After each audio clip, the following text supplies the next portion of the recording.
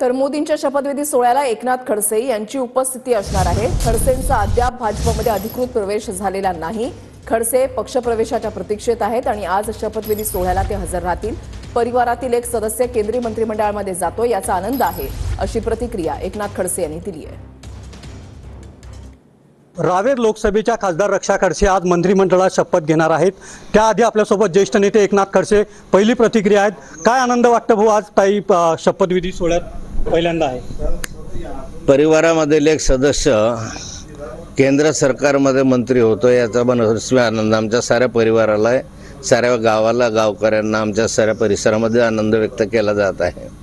मला वाटतं गेले अनेक वर्ष भारतीय जनता पार्टीमध्ये काम करत असताना त्या कामाचं श्रेय आणि त्यातल्या त्यात रक्षाताईंनी भारतीय जनता पार्टीवर निष्ठा ठेवली, त्या निष्ठेचं फळ म्हणून तिला आता आज शपथविधीसाठी बोलवण्यात आलेलं आहे।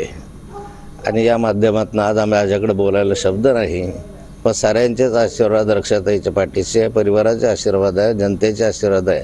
डोळे देखील पाणवलेले आहे भाऊ आपले, काय सांगाल? आणि मला रक्षाताईंना मंत्रिपदाची शपथ घेण्यासाठी बोलावणं आलं, त्याच माझा आनंद गगनात मावेनासा झाला। मला अश्रू आवरता आले नाही, इतका आनंद मला माझ्या जीवनामध्ये कधीही झाला नव्हता। राजकीय जीवनामध्ये मंत्रिपदाची शपथ घेणं आणि ते केंद्रामध्ये घेणं हे सर्वोच्च स्थान आहे। मला वाटतं की आपल्या सर्वांचे आशीर्वाद माझ्या पाठीशी आहे। गगनाला भिडणारे आनंद मनामध्ये आहेत, त्यामुळे एकनाथ खडसे यांच्या मनामध्ये अश्रू अनावर झाले आहेत। रवी गोरे, TVN मराठी, मुक्ताईनगर, जळगाव।